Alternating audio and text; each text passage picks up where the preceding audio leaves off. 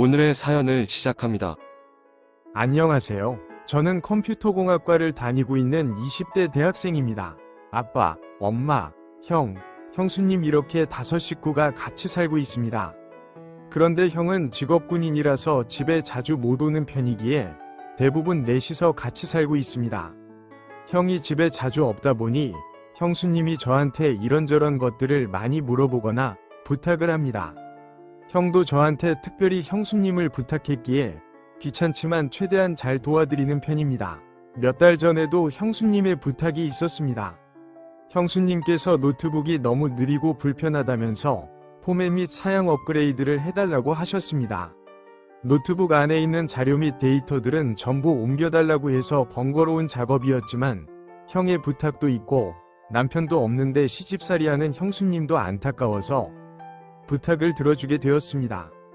램 및 SSD를 추가해서 사양 업그레이드를 완료한 다음에 별도로 정리해 두었던 사진 및 요청했던 자료들을 수리가 완료된 형수님 노트북에 옮기기 시작했습니다.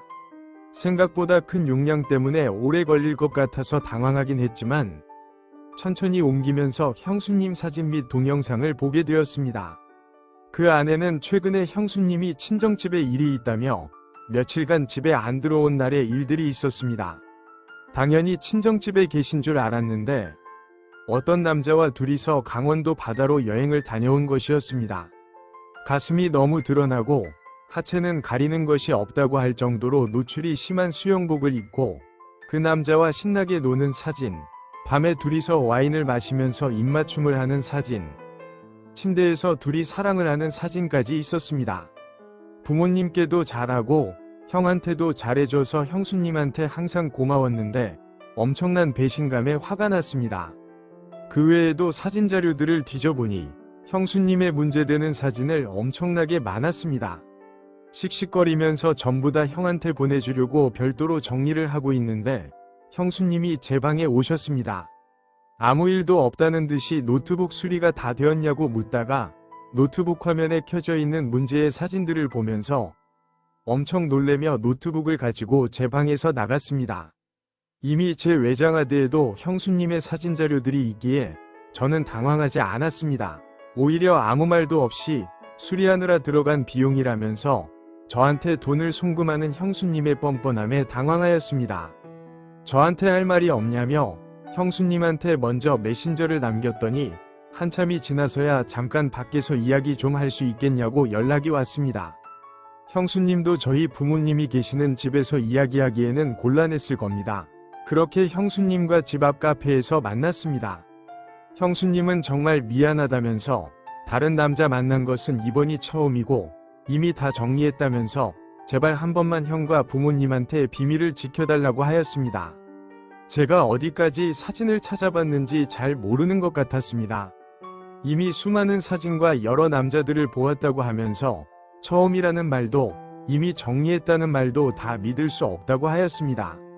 형수는 정말 사실대로 다 말했다면서 믿어달라고 하였습니다. 그러면서 솔직히 사람이면 누구나 잘난 이성에서 끌릴 수 있고 그러다 보면 실수도 할 수 있다면서 못 본 걸로 해줬으면 좋겠다고 하였습니다. 이성에 대한 끌림과 욕구가 없는 사람도 아닌데 형은 몇 개월에 한 번씩 집에 오고 집에 오면 피곤하다며 잠자기 바쁘고 그나마 부부관계는 가지지만 일방적인 형의 만족으로만 끝나는 부부관계이다 보니 수치심도 들고 기분도 나쁘다고 하였습니다. 게다가 형이랑 데이트라도 나가려고 하면 군 생활하느라 피곤한 애를 데리고 나가고 싶냐면서 엄마가 눈치를 주는데 자기는 어떻게 살아야 하냐고 묻더군요. 그냥 회사 생활하면서 돈 벌고 퇴근하고 집에 와서는 시집살이하고 남편은 있지만 없는 거나 다름이 없고 이럴 거면 이혼하자고도 이야기했었는데 형은 자기가 가정폭력을 저지른 것도 아니고 바람을 핀 것도 아니고 돈을 안 벌어다 주는 것도 아니고 잠자리를 거부하는 것도 아니라면서 이혼에 대한 어떠한 유책사유도 없고 심지어 지금의 결혼 생활도 너무 만족한다면서 오히려 형수가 이상하다는 식으로 이야기하면서 형은 형수님과 절대 이혼할 생각이 없다고 했다더군요. 그 밖에 넋두리를 하면서 펑펑 우는데 마음이 약해지고 어느 정도 동정심도 들었지만 형과 형수님의 일이다 보니 그냥 넘어갈 수는 없다고 하였습니다. 뭐든지 다 들어줄 테니 일단 말하지 말고 천천히 생각해보라고 하면서 그날의 대화는 끝이 났습니다. 그날 이후로 형수는 생각해보았냐면서 수시로 연락이 왔고 며칠이 지나서 형수가 다니는 회사 주차장에서 다시 만났습니다. 특별히 바라는 조건도 없고 조건을 받고 눈 감아줄 것이 아닌 것 같다고 하였더니 갑자기 자기가 해줄 수 있는 최대한의 조건이라면서 제가 끝날 때까지 아래에 키스를 해주었습니다. 그러더니 조금 아쉽지 않냐며 일단 조금만 참고 기다리라고 하면서 가까운 모텔로 운전을 했습니다. 그 후로는 같이 모텔에 들어갔고 제법 늦은 시간까지 같이 뜨겁게 보내다가 나왔습니다. 돌아오는 차 안에서 형에 대한 미안함과 만약에 부모님이 알게 되셨을 때 받으실 충격을 생각하니 마음이 너무 무거웠습니다. 그래서 차에서 내리면서 형수님한테 이번 비밀은 지켜드리겠지만 오늘 있었던 일은 없던 걸로 하자고 하면서 다른 남자와 바람도 더 이상 피지 말라고 하였습니다. 하지만 형수님은 부모님이 잠든 새벽 시간에 제 방에 찾아와 그날 차 안과 모텔에서 했던 거를 하고 싶다며 제 위로 올라왔습니다. 도저히 집에서 형수님과 하는 것은 너무 무서워서 형수님 차로 갔습니다. 그렇게 한 번, 두 번, 세 번이 되니 저도 형수님이 생각이 나기 시작했습니다.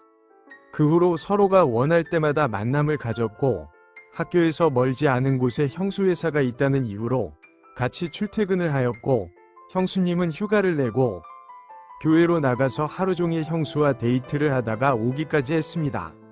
형수님과의 관계를 정리해야 된다는 생각이 계속 들지만 선물이나 기분까지 신경 쓸 필요 없이 생각날 때마다 편하게 불려서 여자를 만날 수 있다는 것이 멈추기 힘든 이유이고 형수님도 걸릴 걱정 없이 남자를 만날 수 있어서 좋고 조심하고 있기는 하지만 혹시라도 임신을 하게 되더라도 형과 닮은 아이를 낳을 테니 문제가 안 될 것 같고 게다가 힘 좋은 젊은 남자라서 좋다고 하였습니다. 또한 저와 만난 이후로 형하고도 사이가 좋아졌다고 하였습니다. 굳이 힘들어하는 형을 데리고 데이트를 안 가도 되고 본인 만족만 취하고 끝내는 형한테서 불만을 느낄 필요도 없어져서 더 이상 형이랑 다투지 않는다고 하였습니다. 이 상황을 다행이라고 해야 할지 난감합니다. 오늘의 사연은 여기까지입니다. 구독과 좋아요, 알림 설정 부탁드립니다. 긴 글을 읽어주셔서 감사합니다. 구독과 좋아요 꾹꾹 눌러주세요. 꾹꾹. 알림 설정도 꾹꾹 눌러주세요.